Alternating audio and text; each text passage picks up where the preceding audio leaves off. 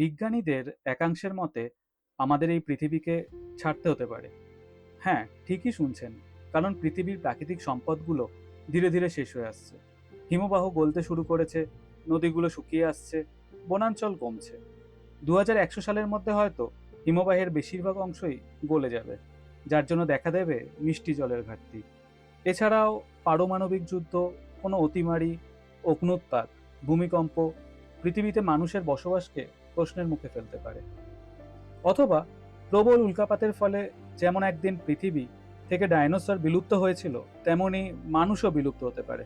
আর এই সব কারণেই বিজ্ঞানীরা কোনো সেকেন্ড হোমের খোঁজে রয়েছে। আর এই সেকেন্ড হোম পৃথিবীতে নয়, হতে পারে মঙ্গল গ্রহে। নমস্কার, আমি সূর্য। ফ্যাক্টস অ্যান্ড ইনফো উইথ সূর্য চ্যানেলের এই পর্বে আপনাদের স্বাগত জানাই। ইলন মাস্কের মতে মানুষের পৃথিবী ছাড়াও আরও অন্য কোনো ঠিকানা খুঁজে নেওয়াই উচিত। মানুষকে ভিন্ন ভিন্ন গ্রহে বসবাসকারী জীব হয়ে উঠতে হবে। আর এই জন্যই তার কোম্পানি স্পেস এক্স মঙ্গলকে পৃথিবীর মতো গ্রহে রূপান্তর করার চেষ্টায় রয়েছে, যাতে যত শীঘ্র সম্ভব মঙ্গল গ্রহ মানুষের বসবাসযোগ্য হয়ে উঠতে পারে। কি ভাবছেন, মঙ্গল গ্রহে এক চিলতে জমি যদি আপনারও হতো? তাহলে আপনাদের জানিয়ে রাখি, মঙ্গল গ্রহে জীবন ধারণ মোটেই সুবিধাজনক নয়।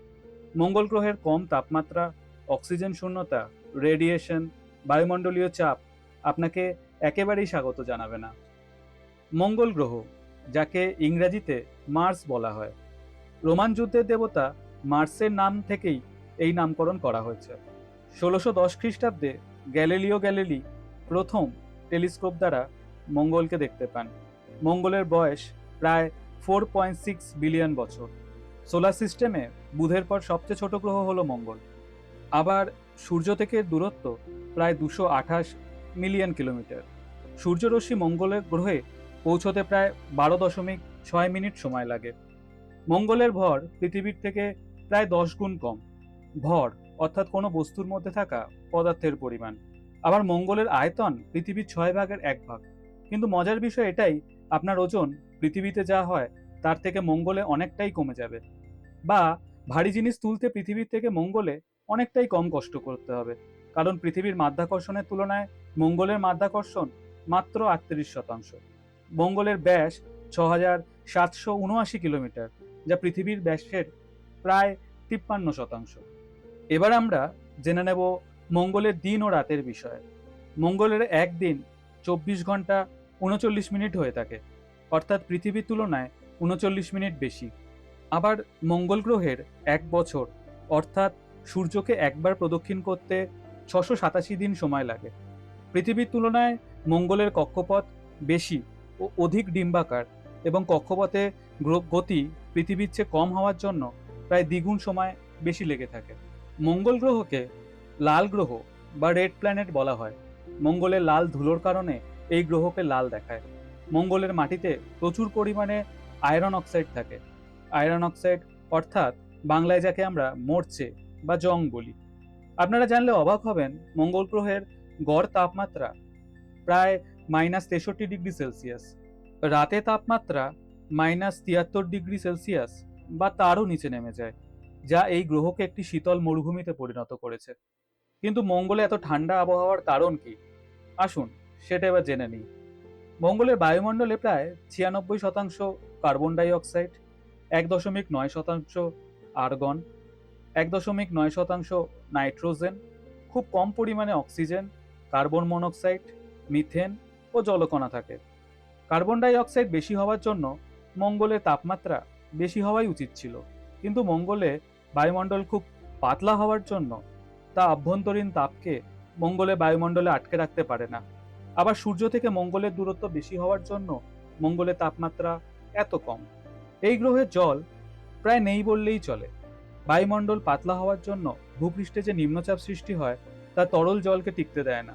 মঙ্গলে জল কেবল বরফ ও পাতলা মেঘের আকারেই রয়েছে।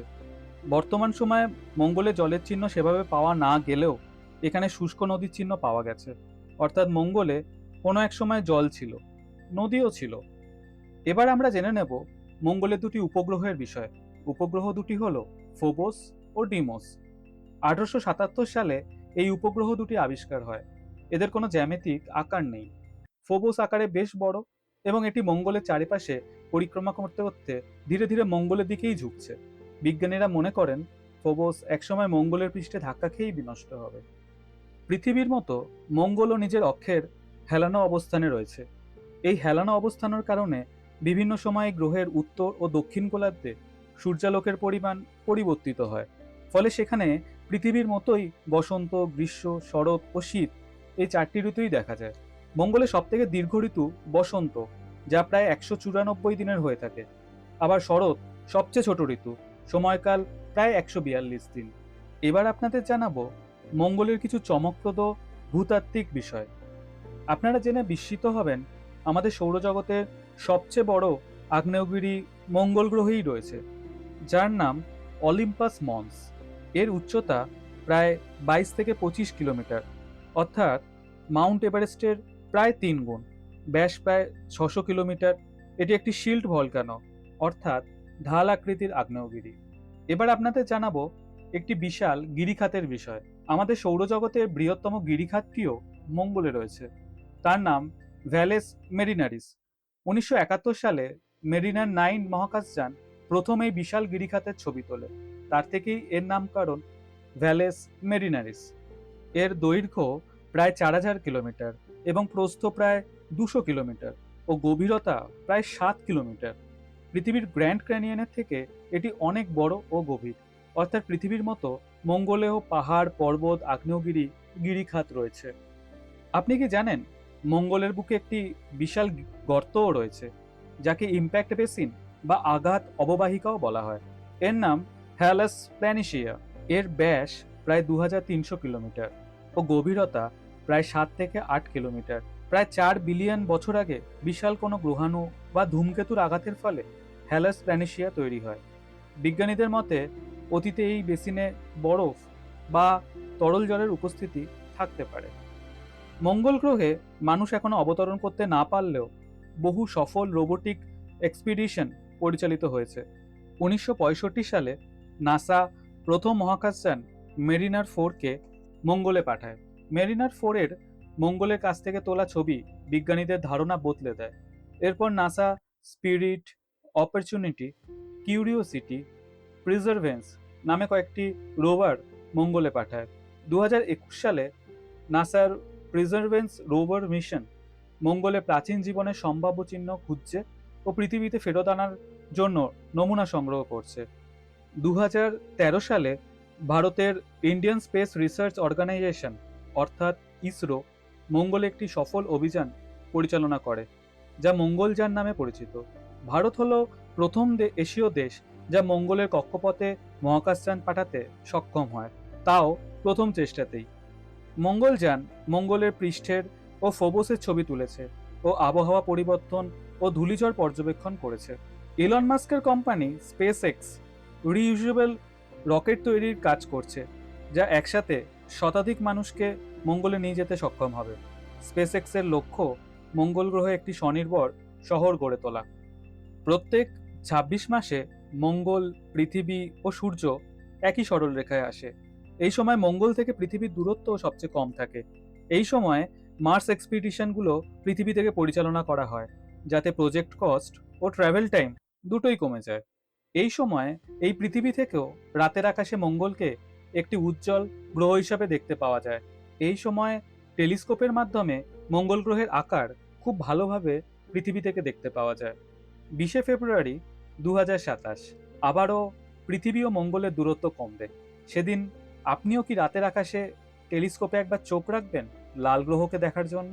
তাহলে অবশ্যই তা কমেন্টে জানাবেন। আজকের এই ভিডিওটি এই পর্যন্তই। ভিডিওটি কেমন লাগলো কমেন্টে জানাতে ভুলবেন না। দেখা হবে পরবর্তী ভিডিওতে। সবাই ভালো থাকবেন, সুস্থ থাকবেন।